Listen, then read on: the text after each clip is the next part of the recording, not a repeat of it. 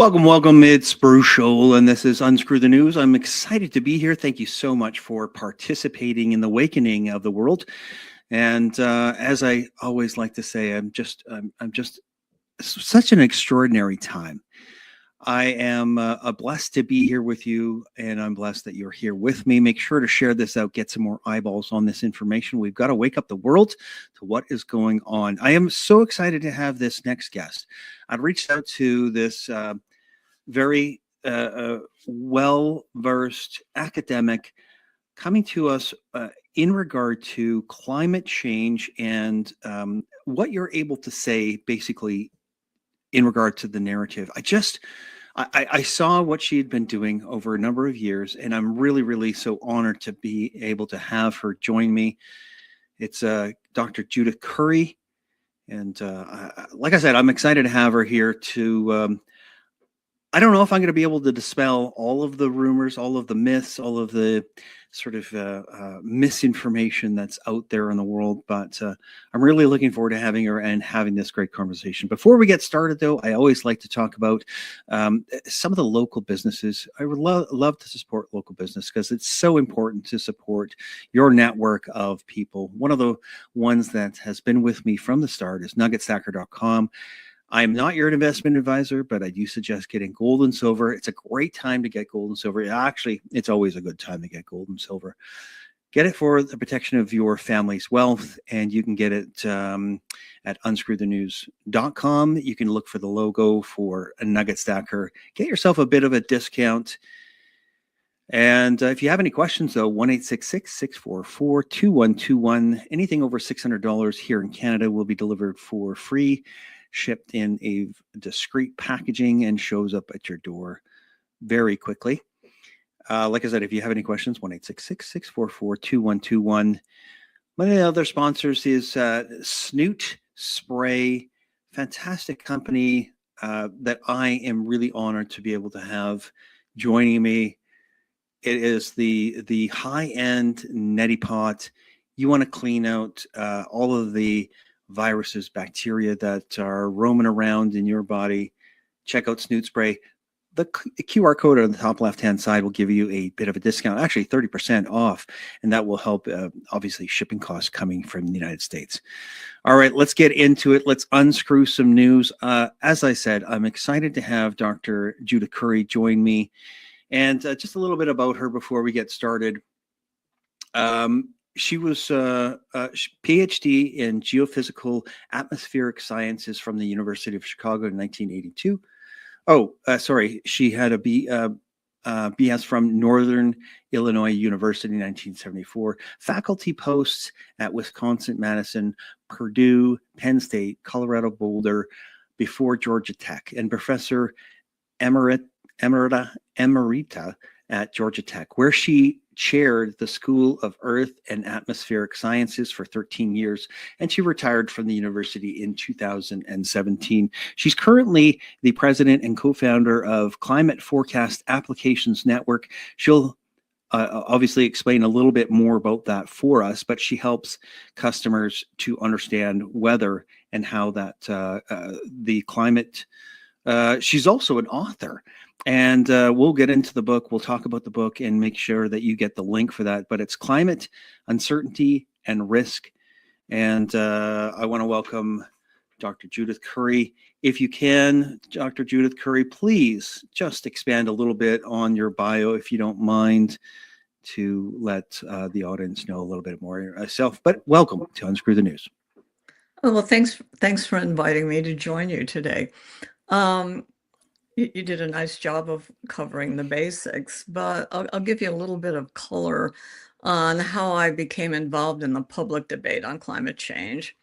I ignored the whole thing, until 2005. I just dismissed it. Oh, that's politics. I don't need to care about that.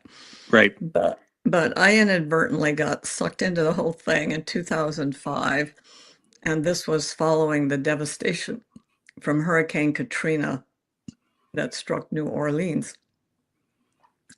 And we had published a paper right after New Orleans. It was submitted long before it occurred, but we were talking about how the number of Category 4 and 5 hurricanes had been increasing. And we linked that to increases in sea surface temperature. And, the main message we were trying to get out was that if you're going to rebuild New Orleans, you should consider, hardening the defenses to accommodate Category 4 and 5 hurricanes. But, I mean, that was our main message. But and this became this big global warming lightning rod, okay, where people thought, well, why do we care about 1 or 2 degrees of warming? But if they're going to make hurricanes more intense, well, now that's something to care about. And so this started this whole, the whole hurricanes and global warming became this big focusing event for all the political activism that was surrounding the issue of climate change. And it really, sparked a lot of life into it. And we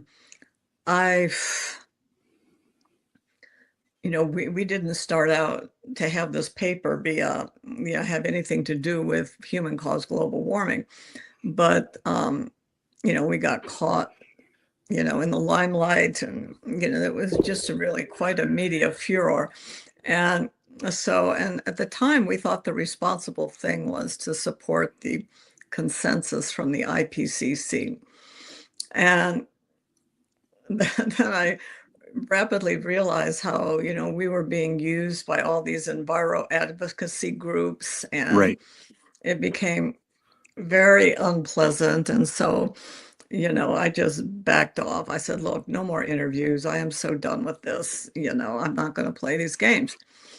And that's where I was for a number of years. And then in 2009, that all changed. I don't know if you recall the Climategate episode. This was the unauthorized release of a bunch of emails from the University of East Anglia, which, big shots in the climate field and all the skullduggery they were up to. And, I spoke out at that time and said, this is terrible behavior. We need to do better. We need to be more honest about uncertainty and be more realistic about the confidence we can place in our assessments. We need to make all of our data and methods public so people can evaluate them. And finally, they have to stop insulting and trying to sabotage the careers of anyone who disagrees with them. Right. Okay, well, so, I mean, that sounds pretty sensible, right? Yeah. Well, I then became public enemy number one. All the scientists were absolutely up in arms that I would dare to say this. Who is she? She's not important enough. And she's a female, and we can probably bully her into submission. Well, you were the one that stuck your head out. I mean, a famous saying in Asia, I don't know if it's specifically a company, but the nail that sticks their head out gets the hammer, right? And you really stuck your head out.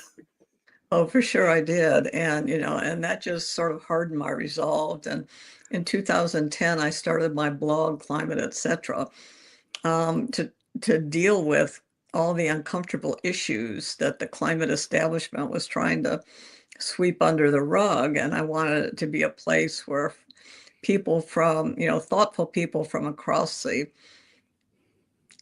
spectrum politically and from a range of different technical and scientific fields could come to, discuss the issues.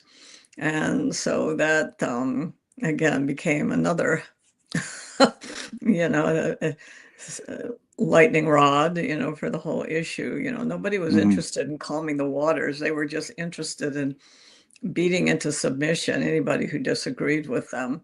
And, and they sabotaged people's careers. I think that the death blow to my academic career at Georgia Tech came in 2013. And this was Michael Mann of hockey stick fame. He wrote an op-ed for Huffington Post, criticizing me. And referred to me as a serial climate disinformer. Okay, well, my attitude was, well, sticks and stones, I don't really care. But the point is, Georgia Tech had a daily news report, and they would pick up any mention of Georgia Tech or its faculty in the news, and very prominently, was Judith Curry, serial climate disinformer. So this is not only email to all the faculty and the students, but all the administrators, the alumni, the donors, everything. Right. Okay. And at that point, I knew, well, this is just game over. This is like really bad for Georgia Tech. They've had a change in administration. I think the previous administration would have went to bat for me, but the administration at the time, no, they were just, whatever way the wind is blowing. So I thought, so I saw the writing on the wall. So I started planning my exit strategy. I was asked to step down as chair of the department. I was given a small office, no teaching assignments, no committee assignments, no nothing. I was just being marginalized. So I said, well, I can sit around and suck up my big salary, or I can do something else. So I started applying for other academic jobs. The headhunters, were recruiting me for all sorts of positions. Oh, this is a great position. You would be a great candidate. And, these were some big, positions at big schools. And I got a few interviews, but nobody made me an offer. And I asked the headhunters, well, what's the story? Should I just give up? And they said, we think you're a fantastic candidate and you have real vision, for where we should move forward. But if you Google Judith Curry, what shows up is Judith Curry, climate denier, Judith Curry, serial climate disinformer. And there's no way you could convince people to hire you when that's your social media profile. So I said, okay, I'm done. So I retired prematurely from university, and I had started my company, Climate Forecast Applications Network, or CFAN for short, in 2006, and it was, moving along at sort of a low level. And I said, okay, well, I'm going to go full time and really try to make something out of this. So I switched gears to the private sector and found that the private sector is a much more honest place to work than academia and, government. And so what my company does is we have, clients in business, mostly the energy sector and the insurance sector, and also a number of government agencies, including some international governments who've, asked me to help them understand, what is really our our risk from climate change and extreme weather. In addition to sort of climate assessment, my company also makes real-time weather forecasts of extreme weather events, hurricanes, heat waves, floods, things like that. So my focus has been on extreme weather events, real time, and also climate variability and change with regards to extreme weather. So I guess the other part of the story is really my blog. That went on for a long time. Just a couple of weeks ago, I finally pulled the plug on the blog. Okay. That must have been just when I started researching you. Yeah. Oh, okay. Yeah. So I pulled the plug. It was just becoming too expensive. I was using, an old WordPress.com. It was too expensive. It was too much work. And I had really burnt out from trying to write for the public and, engage in the climate war. So I just pulled the plug on it. You can still see the archive at judithcurry.com. But that was really quite, I hope it was influential in the broader sense, but it was really seminal in helping me think outside the box and think more broadly about the climate change issue, from the perspectives of politicization of science, social psychology of scientists, all the technologies and all of the different, a much broader look at the relevant science than just Mm, the narrow way that the climate establishment had constrained the problem. right. And so it was, a tremendous opportunity for me to learn, but it was sort of a group learning thing because I was learning from the commenters, and people would offer to provide guest posts on different topics. And so I learned a tremendous amount from that Mm, experience. And it was really the blog that seeded my book, Climate Uncertainty and Risk, which was published in 2023 by Anthem Press. And so that was sort of a culmination of this really broad exploration that I began with the blog in 2010. And, combined with my research for the book and my experiences with my company, um, I've developed some, genuinely what I think novel perspectives on risk science and risk management as applied to, a deeply complex problem. And the people who've, picked up on my book um, in an academic sense have really been economists and risk scientists who've, been using my book or right. referring to my book as part of their explorations. So I've been, very gratified how that went. But the book sort of marked the end of my era of exploring, through the blogosphere, these very broad dimensions of climate change. So it's given me a unique perspective from academia, um, public communication, and then the private sector where I deal with real problems that people are trying to address. So it's given me a fairly unique perspective. It sounds like, and this is me looking at you and your experiences.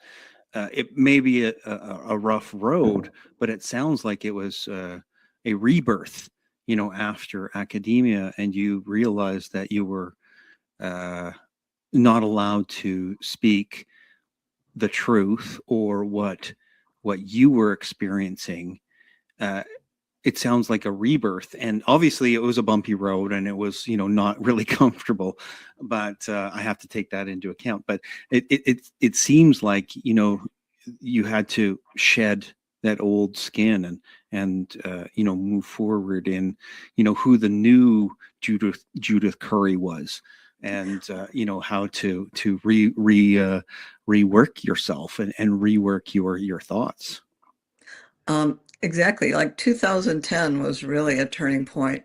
And I Mm, thought, with all these new directions that I wanted to go in, I thought I could do it in academia for a while, but then I was disabused of that, within a few years, and said, well, I just really need to leave academia. I'll just be completely marginalized, and I don't want to play their silly games anymore. right. I don't need to play games with trying to get articles published and survive peer review and being attacked by my peers. I'll just publish stuff on my blog, and I'll get a much a much bigger audience and be much more influential rather than, playing their silly games. Well, you know what? Before we get too much into the direction that I wanted to, I love this idea, but from I mentioned to you before we started recording that a friend that I met a number of years ago had said that he was a recovering academic because he had gone through similar uh, trials, I guess, or tribulations through academia. And it really is that sort of really uncomfortable period where you have obviously been trained and studied and researched to be, in this one pathway. And then you realize that everybody is against you. Everyone in this field is going to be your roadblock or to be your detractor. It really is fascinating to see. And I apologize, but it's really fascinating to see, your transformation and your story of how that came about, and to see the new Judith Curry from this person that really had it all going for you. You knew what was going on. You had a, they were cheering you. You had mentioned in a couple of interviews that you were a rock star. You were being flown around the world and doing interviews and speaking engagements, and then all of a sudden they turned that off. Well, here's another dimension to this. When I sort of bucked the establishment in 2010, the thought occurred to me, this could really go south. This could really hurt me. And I thought, okay, well, I was senior enough at the time.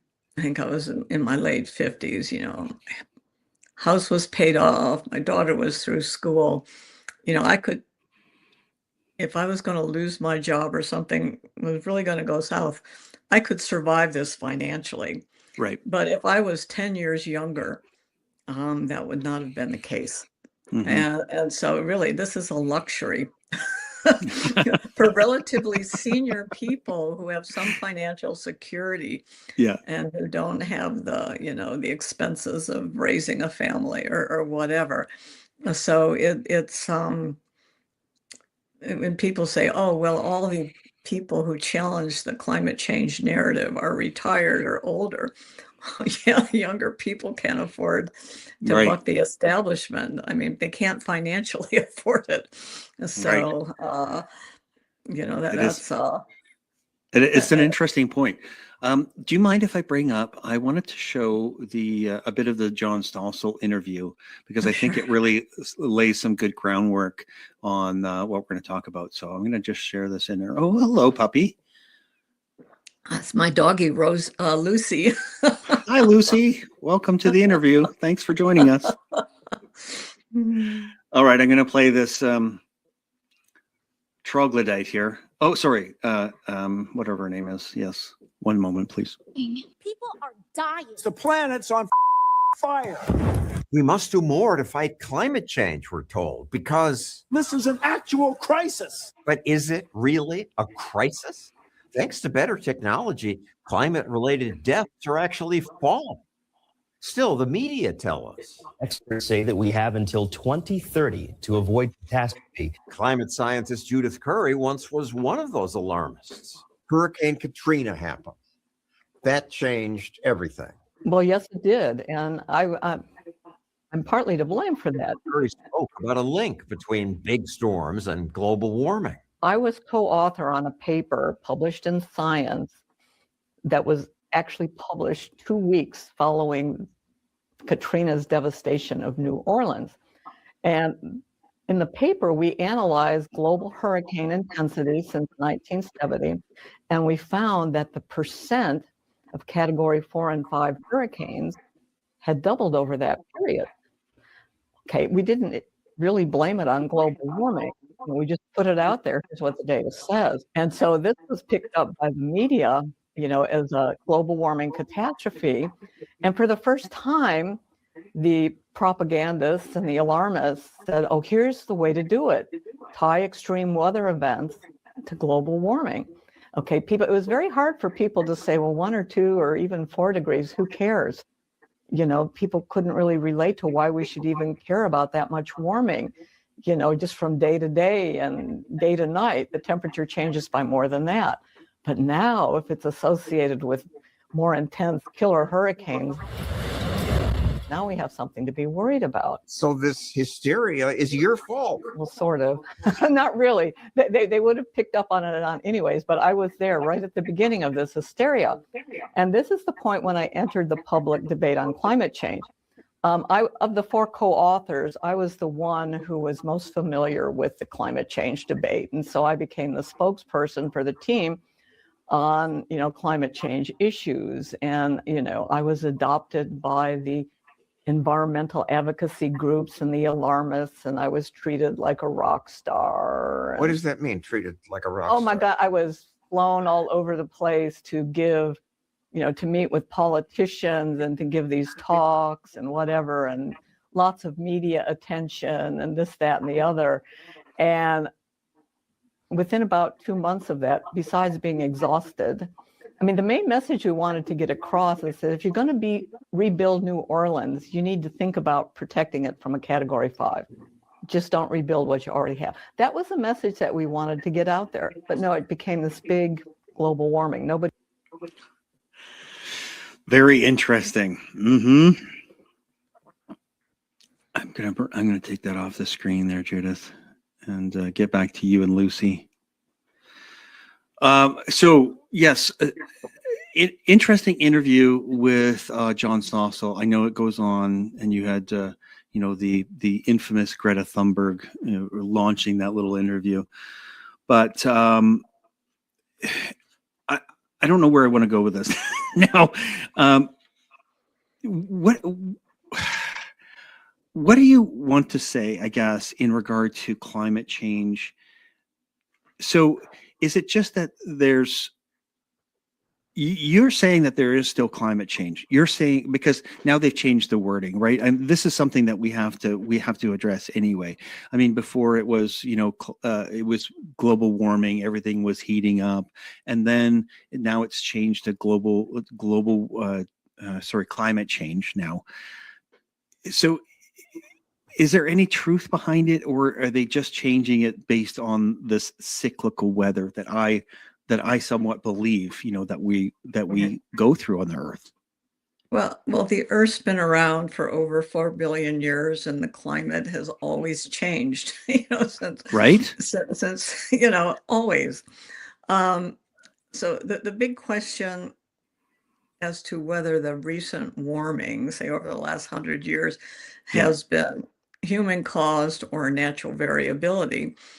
Well, the answer is it's some combination of both, but we don't know how much is natural and how much is human caused, because for two reasons. We don't have a complete or a very good understanding of natural climate variability. And there's wide disagreement on how sensitive the global climate is to increasing carbon dioxide. So we don't know. We also probably don't have, and I'm not an expert, I'm referring to you on this, but we probably don't have great information. We don't have great data. And I think I saw something in you saying that there wasn't great data in the 70s, and there wasn't great data probably before that. What do you have to say in regard to the history of the data? Okay, well, certainly for hurricane data, before about 1985, the data is not very good at all for global hurricanes. And that was one of the key criticisms of our 2005 papers, which I agree with. But if there's decent data, certainly in the US and probably Southern Canada, for over 100 years. So we have some data, but over the oceans and then the Southern Hemisphere, we don't have very much data that goes back very far at all. So there's a lot of data that we don't have. And then people use what we call paleoclimate proxies, sediment cores, ice cores, things like that, to infer the past, but that's very coarse resolution. Maybe the resolution is 300 years. So saying, well, the rate of warming, in the last 75 years is unprecedented, and the record going back, thousands of years. Well, we don't know that because they can't resolve 75 years periods of rapid warming in those records. So we just don't know. Right. And, it's a guess. Is that right? When you're talking about, sorry, to go back to your example of core samples from the ice and core samples of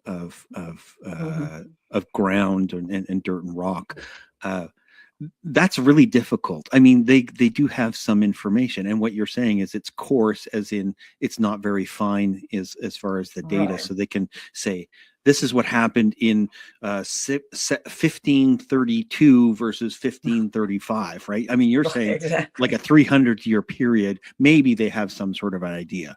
But I mean, Yeah. that's not even a person's lifespan. It's you know, it's obviously 300 years is a long period. Well, you know, the people selling this alarmist climate change, global warming narrative have really oversimplified a very complex system with a great deal of uncertainty and a great deal of unpredictability into something that can be managed via the carbon dioxide control knob. Right. You know, if we increase emissions, we're going to warm, and then we can dial the temperature back down by decreasing emissions. Well, even if it is correct that carbon dioxide has caused most of this warming, we can't unring this bell Right. because of the timescales are so long. I mean, in the deep ocean and the ice sheets, I mean, the deep ocean in the Pacific is still responding to the little ice age, you know, several hundred years ago. These are really long timescales. And so, you know, these things don't change on a dime. And there's all sorts of complex interactions in the climate system and many different timescales that are operating. So there's no way that we can, you know, dial down the warming by reducing emissions. That's just, I mean, sort of a fairy tale.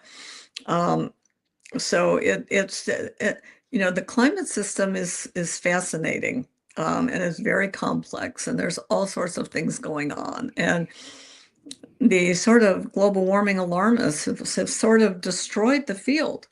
Right. You know, they don't want to hear about any of this complexity. They don't want to hear about magnetic fields or the sun's influence on the climate or any of these kind of things, or geothermal heat under the West Antarctic ice sheet. They don't want to hear about these things that don't fit with the narrative. And that's really destroyed the field of climate research in many ways. We've lost a generation of climate dynamicists because everybody's just keyed in on this narrative, and all they do is process the outputs from global climate models. Most of the simulations, which are run with implausible amounts of human emissions, so the simulations make no sense, even apart from structural inadequacies of the models. So, I mean, it's just been, you know, a big mess. And I think people are, at least in the Trump administration and some of the scientists he's hired and the directions that Chris Wright, of the Department of Energy, want to go, is to try to get a much more realistic understanding of climate change and what the role of humans is. And it's not just emissions. There's a lot of land use Right.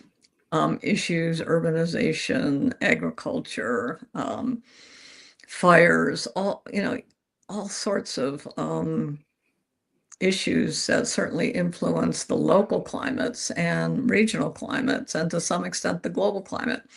So there's a lot of things, you know, we just need to open this back up to get a better understanding. But, you know, in the meantime, we have to just get over this idea that warming is dangerous. To me, that's, you know, I mean, we have been warming for more than 100 years, since really the mid-1800s, coming out of the little ice age.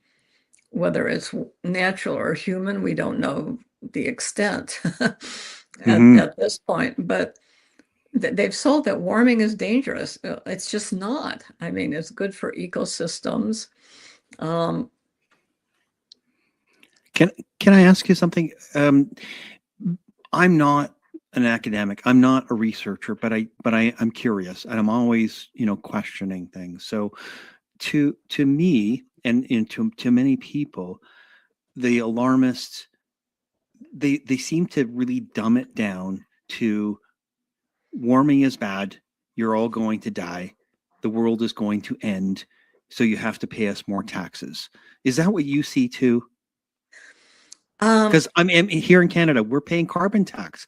We're paying carbon tax, which, you know, a lot of people would have to agree with me, and we debate that there is no benefit to paying carbon tax. It's not going to change the climate. What are your thoughts Well, on what I just said? Well, I think it goes farther than what you just said. It's just not about taxing. It's about non-governmental world control. You know, these problems are so big, like pandemics and emissions cause global warming. They're too big and too complex for a single government to manage. So we have to cede authority to the UN and the World Economic Right. Forum and it's really more of a globalist agenda that, you know, and they've seized on climate change as a key, you know, motivator Well, for that it's a agenda. driver, right? Yeah. Yeah, as a driver. So, you know, it's just a worldview that I think is very dangerous for the world. And I think there's pushback right now. And actually, interestingly, you know, the election of Donald Trump to US president was a pretty seismic event, you know, in many dimensions, but certainly for the global warming agenda. You know, he Right. just called BS on the whole thing.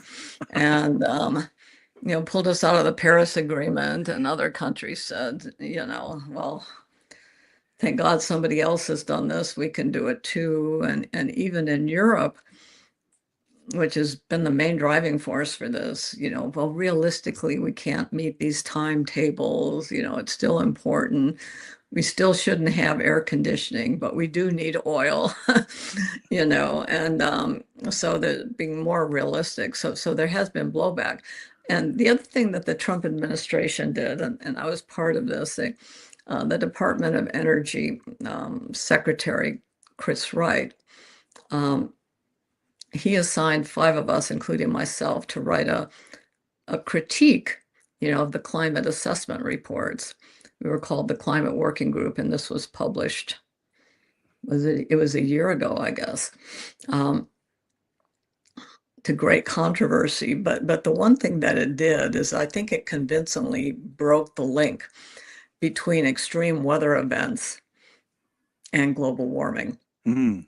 I mean, even heat waves don't have a huge relationship with an increasing average temperature. But, you know, hurricanes, flooding, all this other stuff, there's just little to no evidence that, you know, links us to warming. So if extreme weather events aren't being made worse, I mean, that takes away, you know, a lot of the ammunition in raising the public alarm. And so the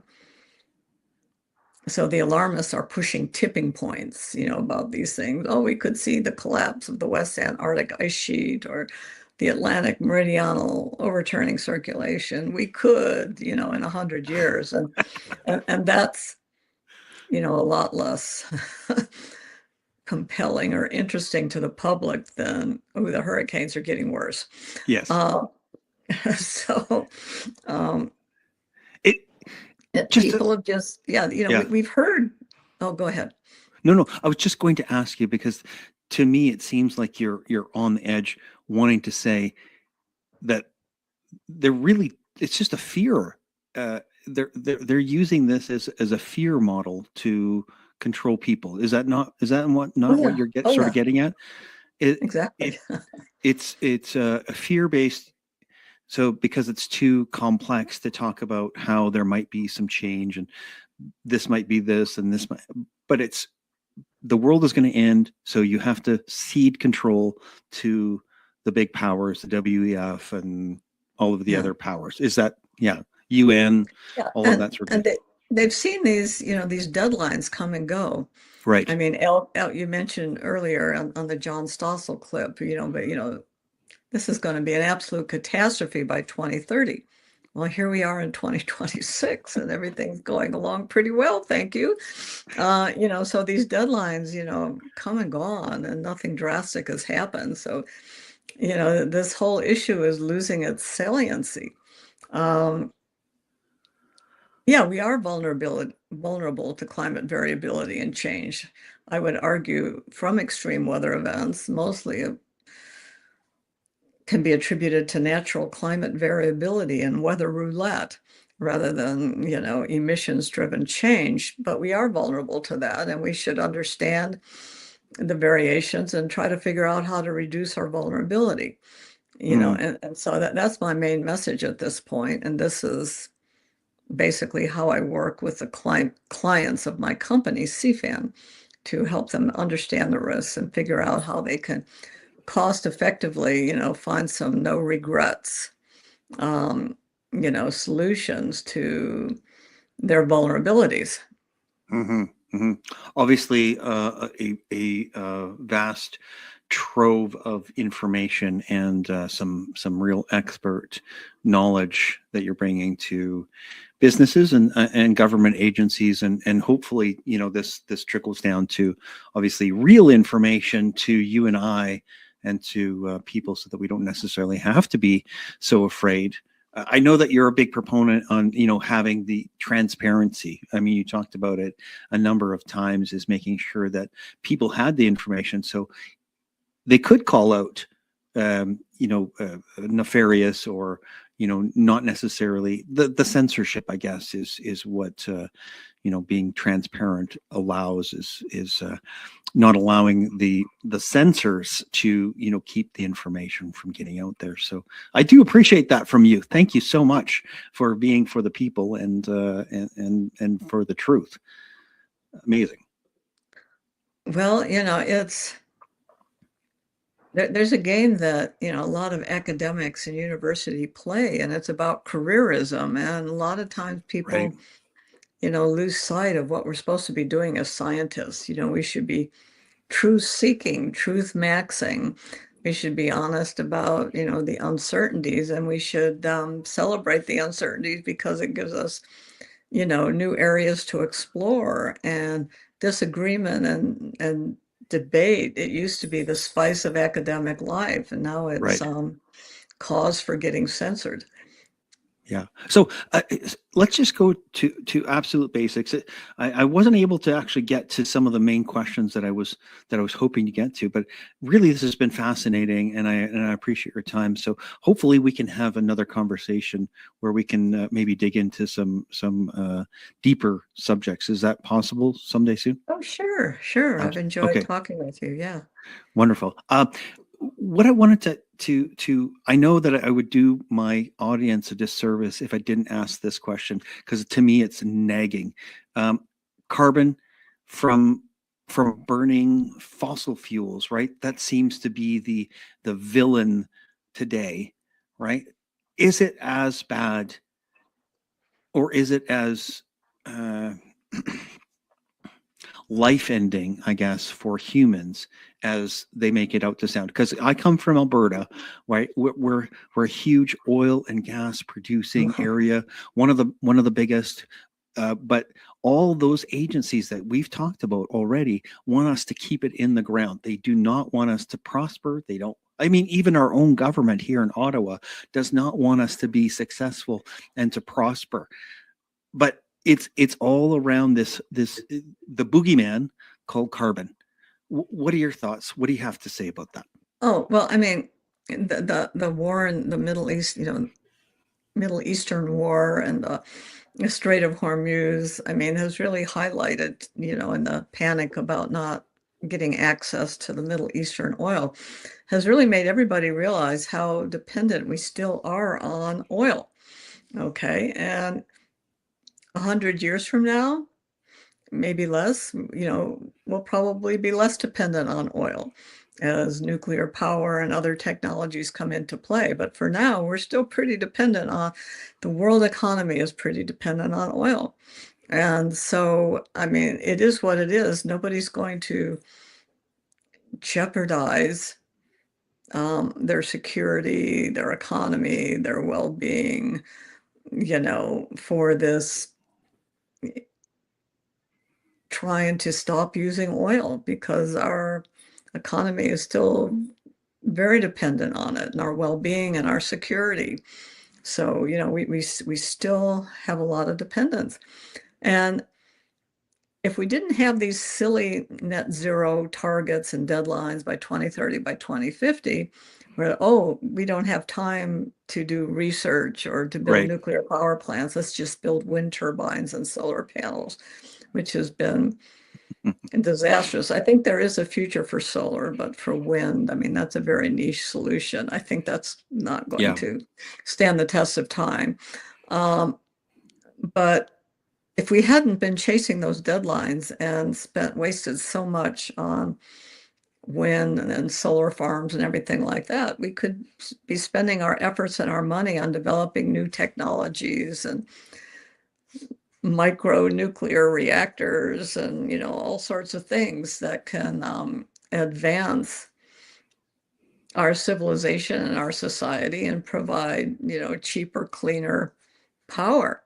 So I think we've slowed down that whole 21st century transition by being sidetracked into, you know, the urgency of net Right. zero, of investing in wind and big solar farms. I think that's been a mistake in most regions. I mean, I do think there is a role for solar, and but not in Alberta. I don't think Well, that's a very good I, place for solar. I like what you're saying, that we've taken our goal or our focus off of innovation, and instead we based it on fear and the ending of humanity. And we need to save humanity, as you know, many politicians and many of these organizations would say. And we need to reduce our carbon footprint. And we're seeing it from our politicians, even here in Alberta. It's absolutely, I think it's absolutely ludicrous, but carbon capture, you know, we're going to spend billions and billions of dollars on trying to capture the carbon.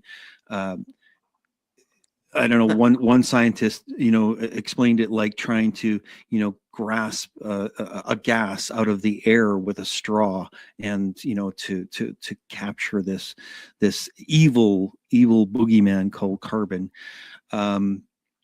Really, really interesting. So yeah, you're right. And I want to get into this. I would love to do this in the next one as we talk about this micro nuclear. I've looked into this as well, and I think that it's a fascinating, but an opportunity for all of humanity to really prosper and be successful. Go ahead. Sorry about that. Oh, you know, I agree. We've just, you know, unfortunately been sidetracked in a very bad direction, and we've wasted a lot of time and money when we could have been moving forward. I mean, this is, you know, this is 20th century technology that we're trying to solve this problem with, and we Sure. need 21st century technologies. And we need to look forward, not look back. And we need to, we need to acknowledge that, you know, humanity needs and wants energy abundance, cheap, abundant energy. And, you know, with AI and data centers and blockchain and all this kind of thing, which are all technologies that are going to move humanity forward. They require a lot of electricity, and, you know, we need to confront that and figure out how to provide it. And, you know, I think in some of the problems with oil, I mean, apart from CO2 pollution, you have all the geopolitical issues, you know, Right. that we're facing right now. You know, let's try to find other solutions. So it's not like I'm out there defending fossil fuels. I'm just saying that this is what we have, and our economy is set up to use that, and we need to. And until we have something better to replace it with, we just need to keep providing, you know, using fossil fuels, oil and coal even. So that's the way it's going to evolve. And even our best efforts to try to change that trajectory, I mean, haven't gotten us very far. Wind and solar are still a fairly small portion of the global energy supply, even after all that money. Right. I'm going to show your book here. And so, because obviously people that are interested, this is your book here. I pulled it up on Amazon. I don't know if you can buy it anywhere else. Dr. Judith. But is this the best place to find the book? Yeah, it is. And, it's an academic press, and, the prices are sort of obscene. The Kindle version, I think, is probably the most affordable.